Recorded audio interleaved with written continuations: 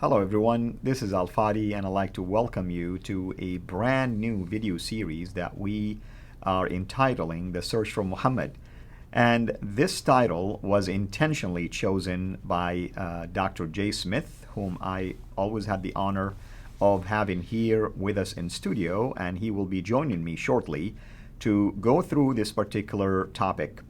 Obviously, when we say The Search for Muhammad, it will give the impression that we are searching for a character that is unknown. And when we talk about Muhammad, traditionally speaking, again, I want to emphasize, traditionally speaking, it is perceived that he has existed for 1400 years, that if you want to learn anything about him, you can always go to the Quran, or you can go to the Hadith, that is collection of his own sayings, and better yet, you can go to his biography. However, what you will discover along the way during this video series that Dr. J. Smith, and I would tend to agree with him, will highlight a lot of controversial dates, geographical locations, and even things related to the origin of this character. Of course, I don't want to jump ahead of myself, but I would like to also remind our viewers that the topic about the existence of Muhammad is not new, at least from the perspective of what we are trying to do here, myself and Dr. J, because back in 2012, a gentleman by the name Robert Spencer published a book that was titled, Did Muhammad Exist? And you can see it right here. And I'm going to put it also in front of me just in case for the focus. And this was the first edition, and I say the first edition because right now we are in 2020, and Robert Spencer is in the process of publishing the second edition of this book in 2021.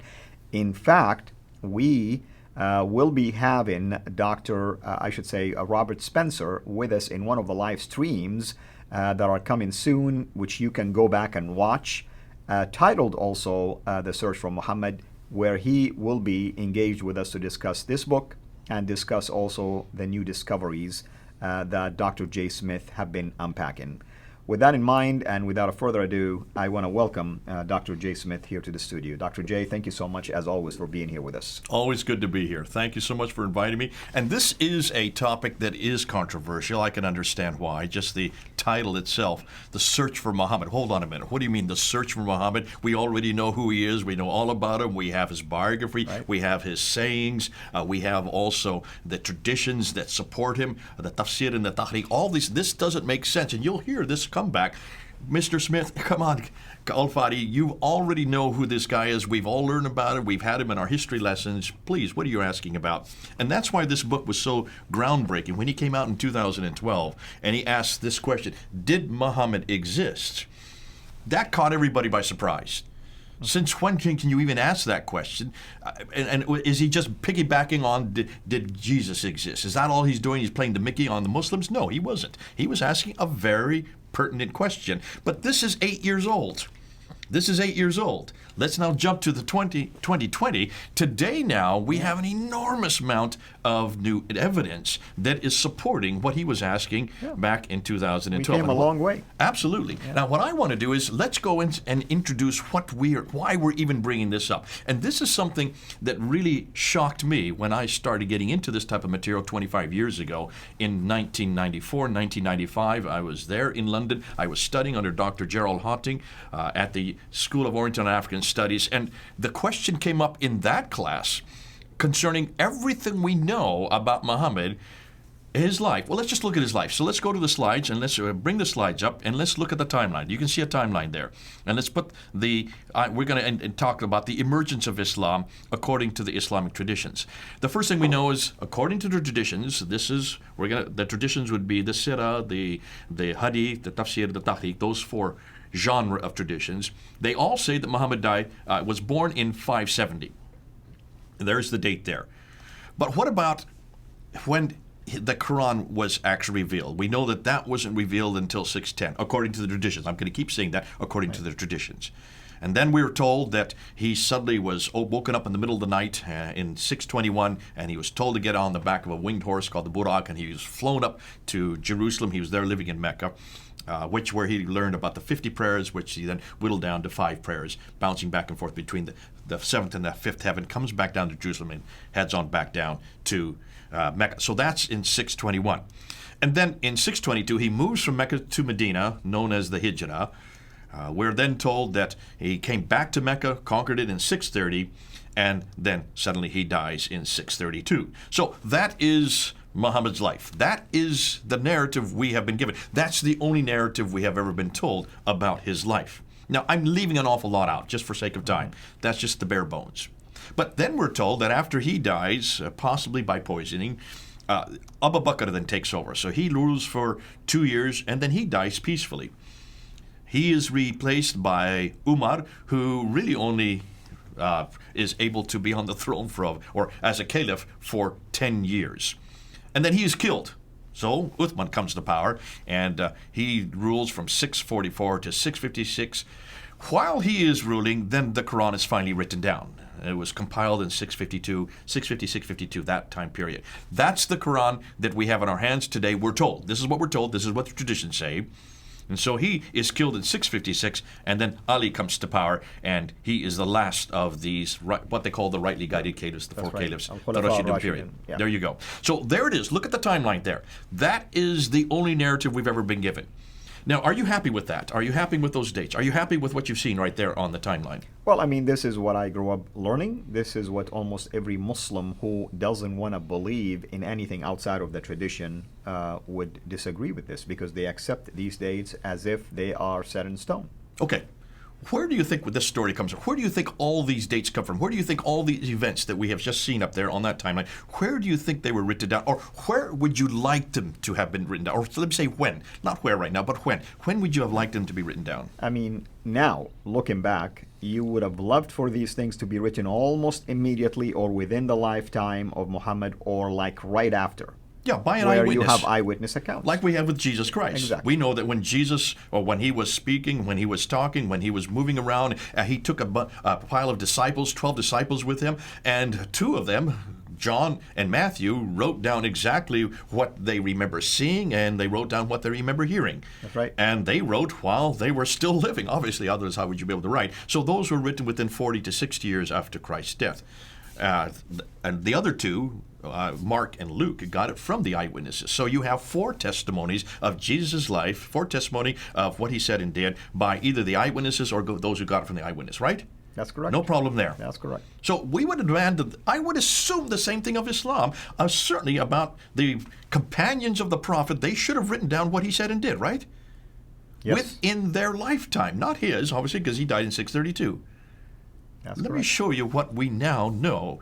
And I'm going to go back to the timeline. So let's go to the next slide, and let's look at this timeline here.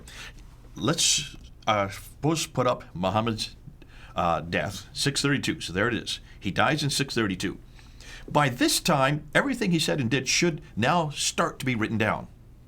Just like that's what happened after Jesus died. You know, we have Paul writing within 15 years after Jesus died. We have the letters. And he didn't even see Jesus. He didn't even know Jesus. We know that Matthew, Mark, and Luke were written within 40 years of Jesus. Well, so certainly by 660, 670, they're all written down. John would have written by 690. So within 60 years of Christ's death, who died in 33 AD, we have now all 4 Gospels and all of the letters of Paul. We have the whole New Testament written down. And even Paul, I mean, I know you said he didn't see Jesus. What you're meaning, of course, he didn't live with him when he was on earth as one of his apostles. It was an encounter that took place after the resurrected Jesus, of course, met him on the way to Damascus. Yeah. And even there, Muslims attack Paul for what reason? For what you just mentioned. It's like, oh, he wasn't with him, right? You know? And yet they give themselves the right, sadly, to attack the character of Paul. They attack the teaching of Paul. And here we are, dealing with an issue that is far worse than that. Well, we haven't proved that yet. Let's not prove that. So let's go back to the timeline. Right. There is where Muhammad died in 632. So you're saying that you would like someone to have written it down within certainly, really, let's say 40 to 60 years like we have with Jesus' life. That's fine. I mean, at least you have some eyewitness account. Okay, let's see the first biography. The first biography of what Muhammad did is written by this guy here, Ibn Ishaq. Right. Look at his date, 765. 140 years already, or 30 years after Muhammad's death.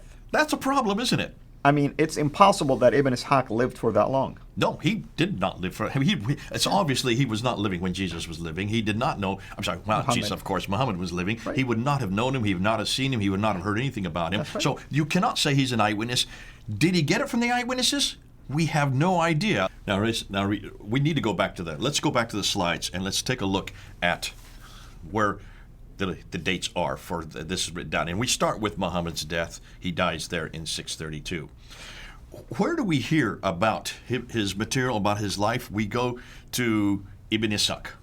Look at the dates there, 765. So you're talking about roughly, we're talking about 130 years later.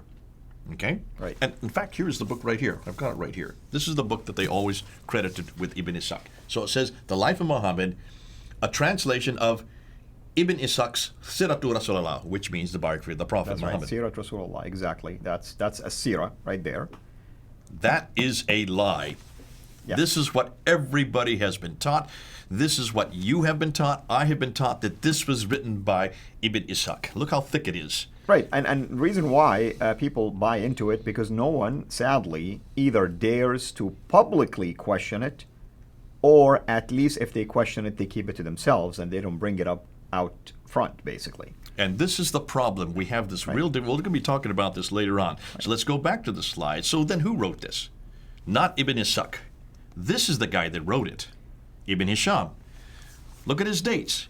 833. You're talking about 70 years later.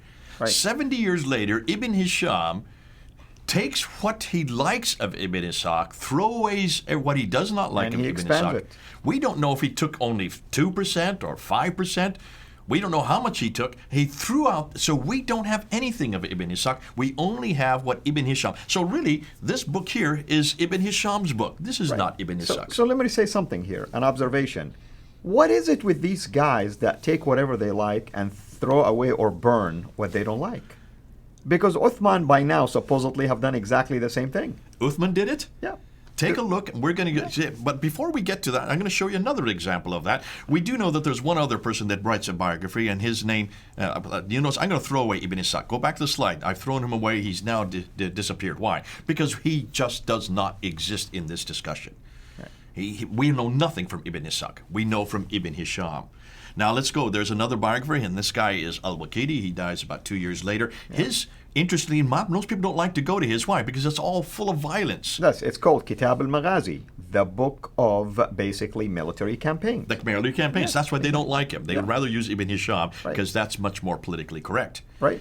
So that's the biography. Those are the two biographies that we're looking at. But there's another genre, and that's what we know as the sayings.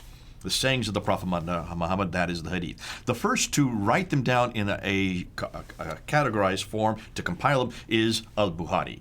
Look at his dates, 870. Right. Now, notice, here's another example. Just like we have with Ibn Hisham, throwing away what he doesn't like and retaining what he likes. Al-Bukhari has given 600,000 of these sayings of the Prophet. That's right. And he's told to whittle them down and eradicate that which he didn't like. From the 600,000, he whittles them down to 7,397. With some repetitions in them. Yeah. In fact, if you look at the old repetition, it's just down to around 2,000 unique ones. But from 600,000 down to 7,000, that's basically he's thrown out 98%. And his reason was? Because they are inauthentic. Suspected fabrication. They're fabrication. Yeah. Who says they're fabrication? How does he know what's fabricated? Look at his dates again. 870, that's 240 years after the fact. And another thing, Jay, I mean, now I'm going to be this critical guy who's going to sometimes challenge some of the things you're going to mention, sometimes point out things for the benefit of our viewers. We know Muhammad existed and died in 632 because of these sources. Only because of these sources. That's right. So everything we know about Muhammad's life, his death, about him moving from Mecca to Medina, about his wives, all these things that we know about concerning the background story that is not in the Quran, you have to get all this background story, all these 9 volumes of hadith that we have for Al-Bukhari alone. That 7,397 still make up 9 volumes. What happened to the 98% he threw out? And where is it today? Wouldn't you like to look at it? I would like to look at it. Exactly. So there has been a mass censorship that has gone on. But he's not the only one. Let's go back. Let's go back to the timeline. You also then have Sahih Muslim, who died in 875. Then you have Al-Tirmidhi, who dies in 884. Then you have Ibn Majah, who dies in 887, followed by Abu Dawud, who dies in 899, and then An-Nasai. I should let you read their names because my Arabic is desecrated. No problem. An-Nasai. So these are the Sunni, basically canonized hadith, if you wish, sanctioned hadith. These are collection. the 6 canonized ones that are right. supposedly Sahih, means perfect. That's right. Now, that's not the only genre. There is two other genres that come up, and there we'll put them in brown. The tafsir, which are the commentaries on the Quran, and then you have the tariq, which are the histories of mankind. Those are the 4 genres. Who is the first to write down the tafsir and tariq? Well, it's this character right here, At-Tabari. Exactly. But look at his dates. I know. That's the 10th century. It's fascinating. In fact, Muslims point us out to Ibn Abbas, and they say, well, Ibn Abbas is the father of tafsir. He might be, but we don't have any of his writing. No, and we're dependent on people like Al-Tabari to report us. Exactly. Again, it's the same thing that Al-Bukhari did. It's the same thing that Ibn Hisham did. They just reported what they wanted you to know. They just took what they considered to be the narrative that they were interested in, and they threw out anything that disagreed with it. Yep. So basically what we're saying is everything, and let's look at the timeline here, everything we now know about this man named Muhammad, about how Islam began, how about everything began, it is not beginning to be written down for 201 years. Here's another thing I wanted to mention just quickly about the tafsir, for instance, starting with Tabari. 300 years later, you get to another gentleman, Al-Qurtubi, okay? And here is what you discover between Tabari and Qurtubi, is that you are going to notice that Tabari starts giving opinions, not supported by, for instance, hadith or anything like that. You get to Qurtubi and they start picking up on backing up their claims with hadith and with tafsir and things like that, with Quranic verses. Why? Those things have established by then. Now they have things to use as pretext for their opinions. Mm-hmm.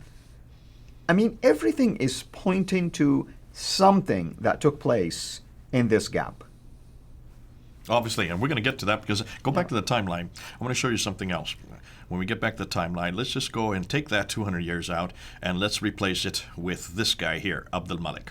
Abdul Malik is the one that we have been saying for the longest period. You and I have mentioned this a number of years ago, that this guy is the one that introduces the Shahada there on the coins and on the Dome of the Rock and also on the Caliphal Protocols. Look at his date, 692. So we're talking about 141 years after him that you start to get this narrative that he is introducing, all right? But I want to go even one step further. I want to bring up Abbasids. The Abbasids come to power in 749. As we go through this series, I'm going to keep coming back to this point. It's the Abbasids that we need to give credit to, because the Abbasids are the one that actually create this new narrative.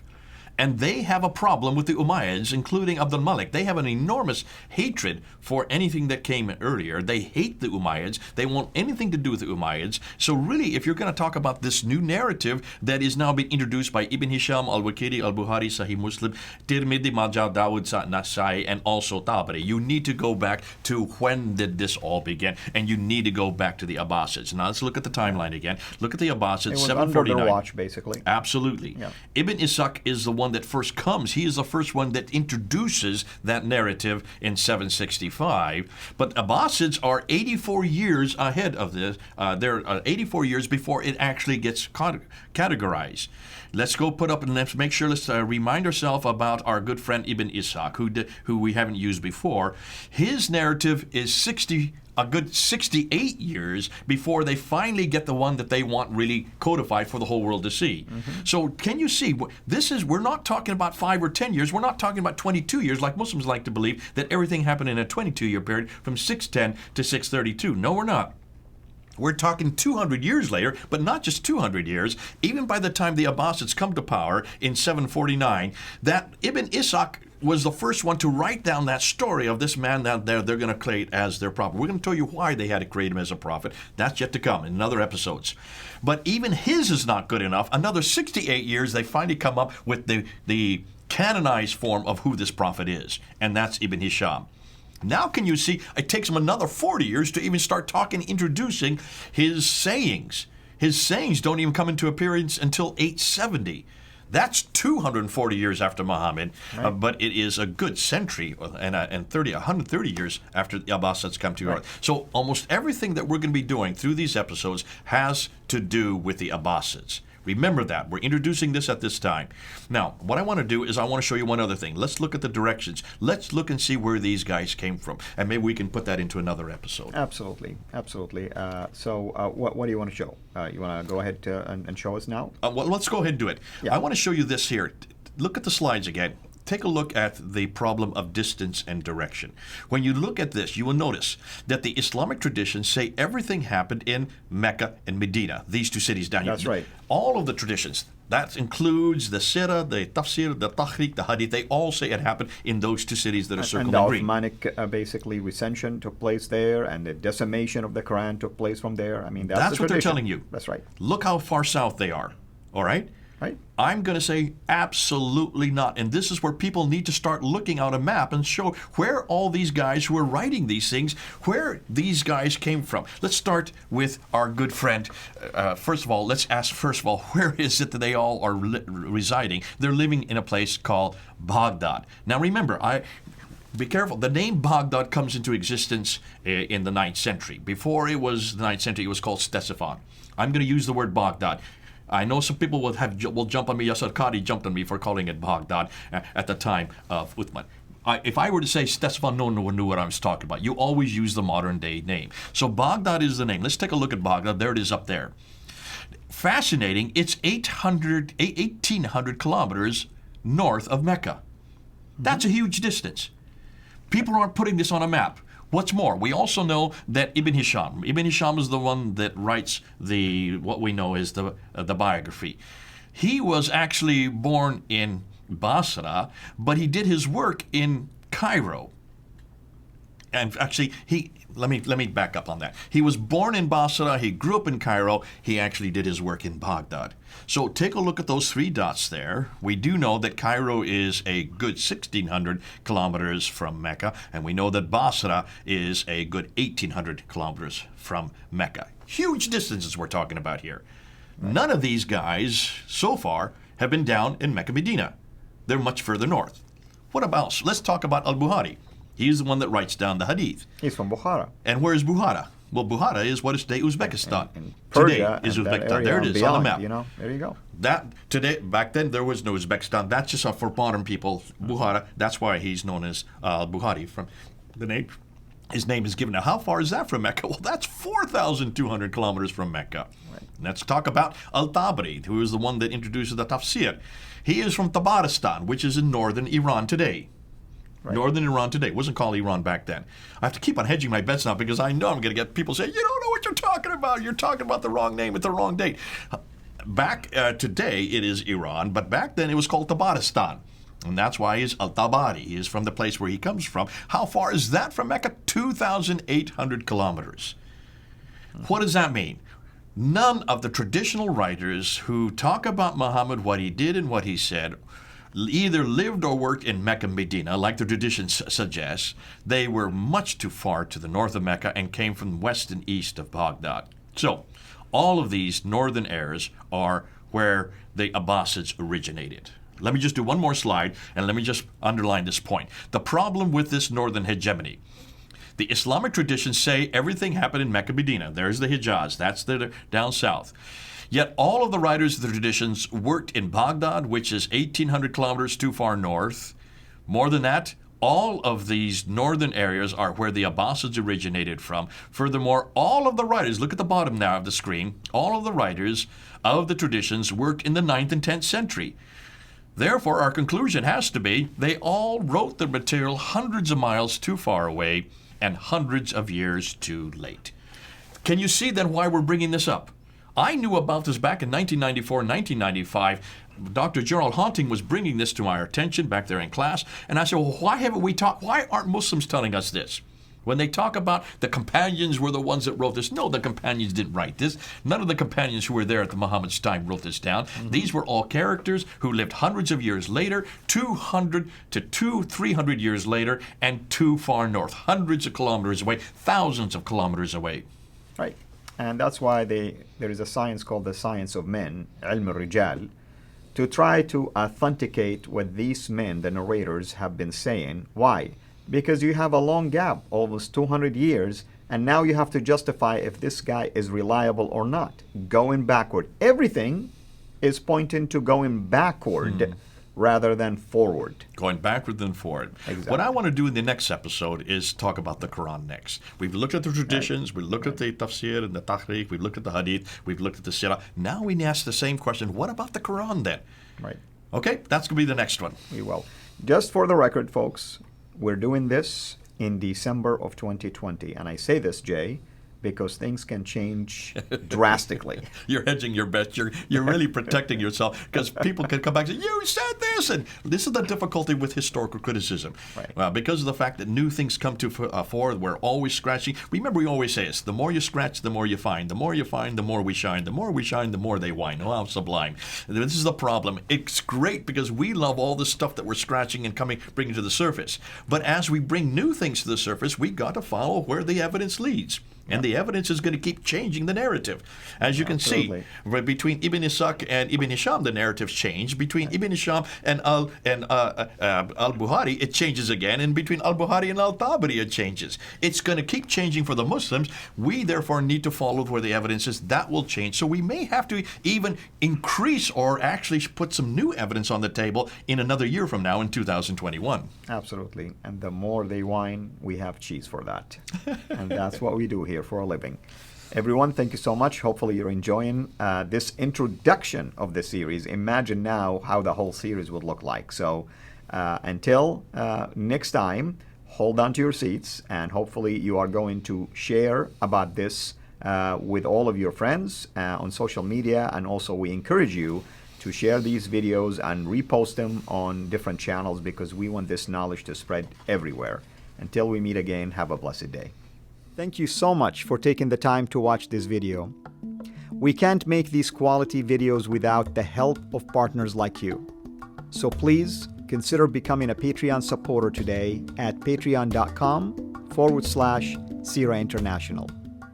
I want to make sure you always get notified when we release a new video. So please click the bell to be notified, and of course, make sure to subscribe to this channel. If this video was helpful to you, please click the thumbs up. Thank you.